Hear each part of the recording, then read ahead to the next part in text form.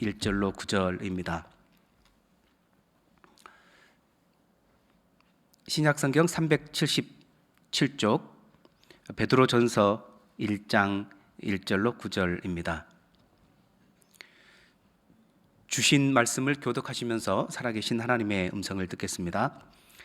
예수 그리스도의 사도 베드로는 본도, 갈라디아, 갑바도기아, 아시아와 비두니아에 흩어진 나그네 곧 하나님 아버지의 미리 아심을 따라 성령이 거룩하게 하심으로 순종함과 예수 그리스도의 피 뿌림을 얻기 위하여 택하심을 받은 자들에게 편지하노니 은혜와 평강이 너희에게 더욱 많을지어다.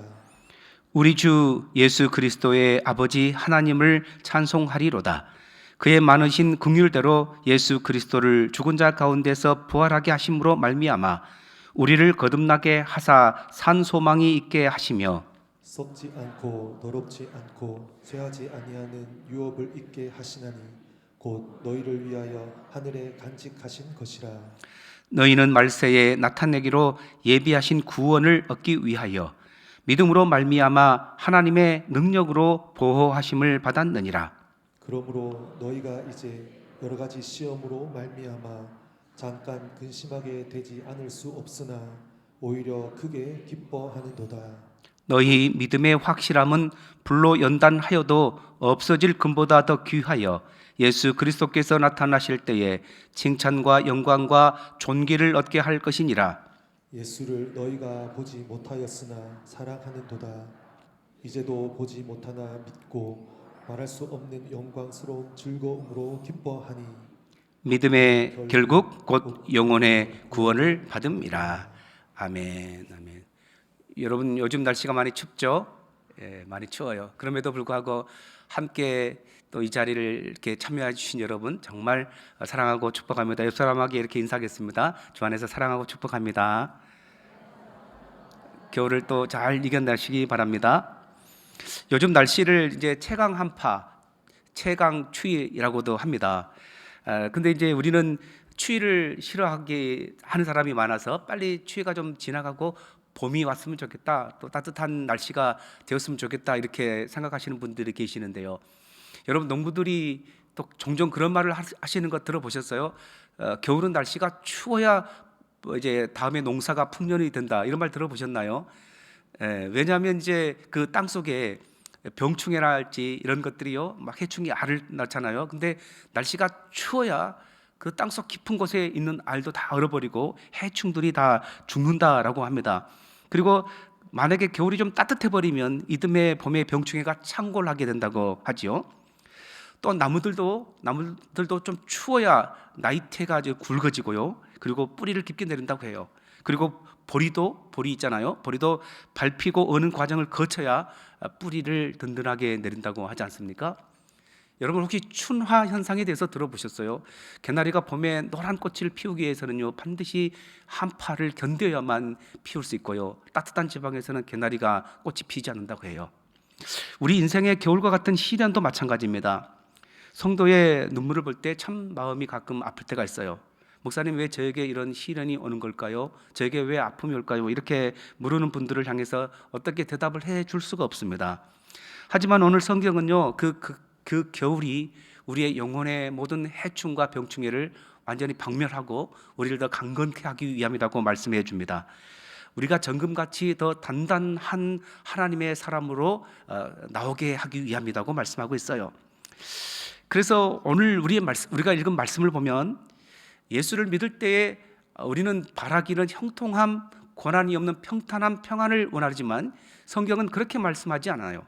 고난이 있을 것이라고 말씀하고 있죠. 6절은 여러 가지 시험으로 말미암아 잠깐 근심하게 되지 않을 수 없다라고 말씀하고 있어요. 시험이 있고 근심이 있게 됩니다. 그래서 우리가 받는 이 시험은요 굉장히 통증이 심하고 또 아픕니다. 아파. 그런데 여기서 중요한 단어가 잠깐이에요. 잠깐. 이 잠깐이라는 단어는요 시계 바늘로 재는 물리적 시간을 의미하는 것은 아닙니다. 영원이라는 하나님의 시간 있죠. 카이로스, 하나님의 시간 앞에 잠깐은요 굉장히 순간적으로 지나가 버린 거죠. 그래서 하나님께서는 잠깐이다 라고 말씀하고 있어요. 그리고 또 이 시련 뒤에 숨겨진 하나님의 위대한 계획을 생각하면 이것은 잠깐에 불과하다라고 말씀하고 있죠. 오늘 본문 1, 2절을 함께 읽어보겠습니다. 1절, 2절. 예수 그리스도의 사도 베드로는 본도 갈라디아, 갑바도기아, 아시아와 비두니아에 흩어진 나그네, 곧 하나님 아버지의 미리 아심을 따라 성령이 거룩하게 하심으로 순종함과 예수 그리스도의 피 뿌림을 얻기 위하여 택하심을 받은 자들에게 편지하노니 은혜와 평강이 너희에게 더욱 많을지어다. 아멘. 아멘. 수신자들이 누군가에 대해서 알려주고 있죠. 본도, 갈라디아, 갑바도기아, 아시아와 비두니아에 흩어진 나그네입니다. 이들이 왜 흩어졌을까요? 박해를 받았기 때문입니다. 신앙의 자유를 찾아서 떠난 거죠. 나그네의 삶을 살아가는 것입니다. 그러니까 이들이 종종 우리가 이제 뭐 필리핀도 가기도 하고 가끔 뭐 동남아도 가기도 하고 유럽도 가는데 뭐 하러 갑니까? 피난 가고 도망가는 거 아니잖아요. 여유가 있어서 여행 가고 또 좀 즐기기 위해서 가는 거예요. 물론 이제 내일 떠나는 분들은 선교하기 위해서 떠납니다만은 오늘 본문의 이들은요, 그리스도인이라는 이유만으로 쫓겨다니는 사람들이었어요. 그러니까 그 삶이 얼마나 시련과 힘들었겠습니까? 그들은 사회적 고립과 비방을 받았어요. 과거에 이들도요, 그리스도인 되기 전에는 방탕한 삶을 살기도 했고요, 우상 숭배도 했어요. 그런데 예수 믿어보니까 그렇게 살면 안 되겠구나 하고 삶이 변화되었잖아요. 그러니까 주변에 그들과 함께 방탕하고 우상을 섬겼던 사람들이 이상하게 쳐다보기 시작한 거죠. 특별히 이들은요, 로마 제국은 다신교를 섬기잖아요. 그리고 황제를 섬겼어요. 하지만 그리스도를 믿고 나니까 오직 하나님께만, 예수님만 섬기기 위해서 황제 숭배를 거부하니까 이들은요, 가족과 사회의 질서를 파괴하는 자라는 낙오를 찍힘을 받게 됩니다. 그래서 도망다닐 수밖에 없는 거죠. 그리고 이들은 경제적인 불이익을 받게 됩니다. 그 당시에는 이제 상인 길드 조합이라고 하는데요, 이 조합은 우상 숭배와 굉장히 연관되어 있었어요. 그래서 우상 숭배를 거부하다 보니까 이 길드에 들어갈 수가 없는 거죠. 경제 활동에서 제외가 됩니다. 그래서 재산의 손해를 받기도 하고요, 오늘날로 치면 믿음 때문에 직장에서 쫓겨나거나 사업에 손해를 받게 되는 일들이 이 당시에 흩어진 나그네들이 당하던 그런 삶이었습니다. 나그네로 살다 보니까요, 법적으로 보호를 받을 수 없어요. 우리도 다른 나라에 가면 그 나라가 인정하는 사회보장 제도에 들어갈 수 없잖아요. 그래서 얼마나 부당한 대우를 받고 있었는지 몰라요. 베드로는 이들이 겪는 이런 고난을 불시험이라고 했어요. 불시험. 얼마나 뜨겁고 얼마나 힘든가, 불시험이라고 표현했는데, 그러나 하나님은 이들을 방치하고 있지는 않으셨어요.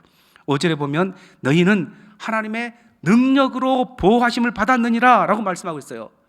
불시험을 당할 때에, 그러니까 용광로에 던져진 금 있잖아요. 금 원석이 용광로에 던져지면요, 그것이 완전히 녹아버리고 완전히 없어버릴 때까지 그냥 막 그 재련사가 불을 온도를 사정없이 올리냐 그러면 그렇잖아요. 어느 정도까지 불순물이 제거될 때까지만은 딱 그때까지 한계를 주는 거죠. 여러분, 우리 가운데 당하는 고난도 마찬가지예요. 하나님의 철저한 통제와 보호 아래에 있는 줄 믿으시기 바랍니다. 베드로는 이런 고난 속에 있는 성도들에게 충격적인 말을 합니다. 7절을 한번 같이 읽어볼까요? 7절. 너희 믿음의 확실함은 불로 연단하여도 없어질 금보다 더 귀하여 예수 그리스도께서 나타나실 때에 칭찬과 영광과 존귀를 얻게 할 것이니라. 아멘. 아멘. 자, 불로 연단한다고 했죠. 이것이 바로 우리가 받는 시련이에요. 우리가 받는 시련은 그러니까 금재련에 비유하고 있어요. 여러분, 순금을 얻으려면 어떻게 해야 됩니까? 용광로에 원석을 던져야 되죠. 그래서 불로 막 지피면요, 용광로 속에서 불순물이 타닥타닥 튀어나기 시작하고 납, 구리, 철 같은 것들이요 하나씩 제거됩니다. 그리고 마침내 드러나는 것이 뭐냐면 번쩍번쩍 빛나는 순도 99.9%의 순금이 나오는 거죠. 불로 금을 연단하는 것은요, 금을 망치려는 것이 아니에요. 오히려 불순물을 제거해서 훨씬 더 값지게 순금으로 쓰고자 함이죠. 여러분, 우리 신앙에서 시련과 고난이 필요한 이유가 뭘까요? 마찬가지입니다. 내가 지금 겪는 시련과 아픔은 나를 망치게 하는 것이 결코 아닙니다. 내 믿음에서 불순물을 제거하는 과정 속에서 이런 시련이 오고 고난이 오는 것이에요. 생각해 보세요. 없어질 금도 불로 연단하는데 여러분, 우리의 영원한 믿음이 얼마나 더 귀하겠습니까? 그래서 하나님은 우리 믿음을 다듬으시는 거죠. 시련은요, 우리를 정금, 그러니까 순전한 믿음으로 빚어가시는 하나님의 특별한 과정인 줄 믿으시기 바랍니다. 그래서 여기서 우리가 질문해야 될 것이 하나 있어요. 내 삶에서 지금 믿음보다 더 소중히 여기는 금덩이는 무엇인가? 여러분, 믿음보다 더 소중히 여기는 금덩이가 있어요? 금덩이가 소중합니까? 믿음이 중요합니까? CCM 주를 사랑하는가라는 찬양이 있는데 이런 가사 있죠. 손에 있는 부귀보다 주를 더 사랑하는가? 이슬 같은 목숨보다 주를 더 사랑하는가? 사랑의 빛 잃어가면 주님 만날 수 없어. 헛된 영화 바라보면 사랑할 수도 없어. 잠시 머물 이 세상은 헛된 것들 뿐이니 주를 사랑하는 마음 금보다도 귀하다. 아멘. 여러분, 우리는 종종 믿음보다 세상을 더 사랑하고 귀하게 여길 때가 있어요. 믿음보다 금을 더 선택하는 거죠. 혹시 여러분들도 그런 경우 있으십니까? 아이가 어릴 때는 육아 문제가 믿음보다 더 귀한 금덩어리처럼 보일 때 있어요. 그래서 아이 다 키워놓고 한번 열심히 해보지 뭐 이런 생각을 하게 되죠. 입시를 앞둔 우리 고3 같은 경우는 어떻습니까? 입시가 믿음보다 훨씬 더 귀한 금덩어리일 때가 있어요. 그래서 수능 다 끝나고 또 한번 신앙생활 해보지 뭐 이렇게 생각할 때가 있어요. 취업 앞에서는요, 취업 준비가 훨씬 더 믿음보다 더 중요한 나의 금덩어리가 될 수 있고, 승진 앞에서, 은퇴 앞에서, 그리고 손주 돌보는 일 앞에서 언제나 믿음이 뒷전인 경우가 있을 때가 있어요. 그런 사람은요, 신앙이 성장할 리가 없습니다. 그래서 우리가 주님 앞에 가면 받을 것도 별로 없어요. 그러나 어떤 이들은 아무리 세상에 좋은 금덩어리를 준다 해도요, 믿음과 바꾸려고 하지 않아요. 믿음을 지키기 위해서 금덩어리를 포기하는 분들이 계세요. 주님을 사랑하기 위해서 금을 포기한 사람에게는요, 믿음은 금보다 더 귀한 것인 줄 믿습니다. 베드로 전서의 수신자들이 바로 그랬어요. 그들은 박해 속에서 믿음을 지키기 위해서 가정도 또 터전도 버려두고 나그네처럼 또 돌아다니면서 믿음을 유지하려고 했던 것이죠. 초대교회 성도들이 겪은 일들, 이들이 얼마나 큰 어려움과 시련을 겪었는지 히브리서는 이렇게 기록합니다. 히브리서 11장 36절 37절. 또 어떤 이들은 조롱과 채찍질뿐 아니라 결박과 옥에 갇히는 시련도 받았으며 돌로 치는 것과 톱으로 켜는 것과 시험과 칼로 죽임을 당하고 양과 염소의 가죽을 입고 유리하며 궁핍과 환난과 학대를 받았으니, 믿음을 지키기 위해서 이들은 조롱, 학대, 그리고 투옥, 시련, 그리고 궁핍, 환난, 심지어 죽음까지도 맞이했지만 언제나 그들은 믿음을 더 선택했습니다. 그 결과 성경은 세상이 이들을 감당하지 못했다라고 말씀하고 있어요. 세상을 이기는 믿음, 오늘 본문에서는 금보다 더 귀한 믿음이라고 말씀하고 있습니다. 여러분, 이렇게 금보다 귀한 믿음을 가진 이들을 주님께서 어떻게 대해 주실까요? 칭찬과 영광과 존귀를 주시는 줄 믿습니다. 그래서 시련 앞에서, 고난 앞에서도 기뻐할 수 있는 것이죠. 여러분, 지금 어떤 시련 속에 있습니까? 우리가 신앙생활 열심히 하는 중에 분명히 시련이 올 수 있어요. 그럴 때에 그 시련 앞에서 슬퍼하거나 주저하거나 절망하기보다도 우리가 기뻐할 수 있는 근거가 뭘까요? 8절을 한번 같이 읽어보겠습니다. 8절. 예수를 너희가 보지 못하였으나 사랑하는도다. 이제도 보지 못하나 믿고 말할 수 없는 영광스러운 즐거움으로 기뻐하니. 아멘. 세상은 눈에 보이는 금덩어리를 줘야 기뻐해요. 하지만 성도는 어때요? 보이지 않는 주님 때문에도 얼마든지 기뻐할 수 있다라고 오늘 본문이 말씀해 주고 있지 않습니까? 이것이 바로 믿음의 신비입니다. 금보다 귀한 믿음을 가진 사람들은요, 보이지 않는 주님 때문에 기뻐합니다. 흩어진 나그네들은요, 그들은 눈으로 직접 주님을 보지 못했어요. 귀로 주님의 음성을 듣지 못했고 손으로 주님을 만져본 적도 없어요. 그런데도 베드로가 생각하기에 나는 주님의 음성을 들었고 나는 직접 주님을 보았고 만져봤고 함께 3년 동안이나 함께 생활했는데 이 사람들은 그러지 못했지만 나보다 훨씬 더 믿음이 있구나라는 것을 생각하며 감탄해하고 있는 것이죠. 이것이 바로 금보다 더 귀한 믿음이라는 것입니다. 여러분, 우리도 마찬가지죠. 여러분 중에 육신적으로 주님의 얼굴을 보신 분 계세요? 주님의 음성을 직접 육성을 들으신 분 계세요? 없잖아요. 그럼에도 불구하고 최강 한파 속에서도 추위를 무릅쓰고 주님의 전에 나와서 함께 기도하고 예배 드리지 않습니까? 뭘 말합니까? 우리가 주님을 믿는다는 거죠. 주님을 사랑하고 주님을 즐거워한다는 것입니다. 그런데요, 더 신비한 것은 시련이 없는 사람들은 덜 사랑해요. 그런데 아픔이 있고 시련이 있고 그 중에서 주님을 뜨겁게 더 만난 사람들은요, 고난이 깊어질수록 주님을 향한 사랑이 더 진해진다는 것입니다. 이것이 바로 세상이 줄 수 없는, 말할 수 없는 영광스러운 즐거움이고요, 세상은 결코 이것을 이해하지 못하죠. 왜 저 사람들은 저렇게 힘든데도 불구하고 기뻐하고 즐거워할 수 있을까? 왜 저렇게 최강 한파 속에서도 그냥 집에 뜨뜻하니 앉아서 아랫목에 있지 않고 교회 가서 뭐 기도한다고 할까? 믿음의 신비인 줄 믿습니다. 그렇다면 이 연단의 결국이 뭘까요? 우리를 기다리는 것이 뭘까요?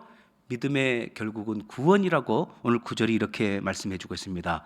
믿음의 결국 곧 영혼의 구원을 받음이라. 여러분, 믿음의 결국은 영혼의 구원이죠. 우리 주님 다시 오실 때에 우리에게 칭찬과 영광과 존귀로 가득가득 채워 주실 것입니다. 그러므로 지금 우리가 받는 시련은요, 우리를 파괴하는 것이 아니에요.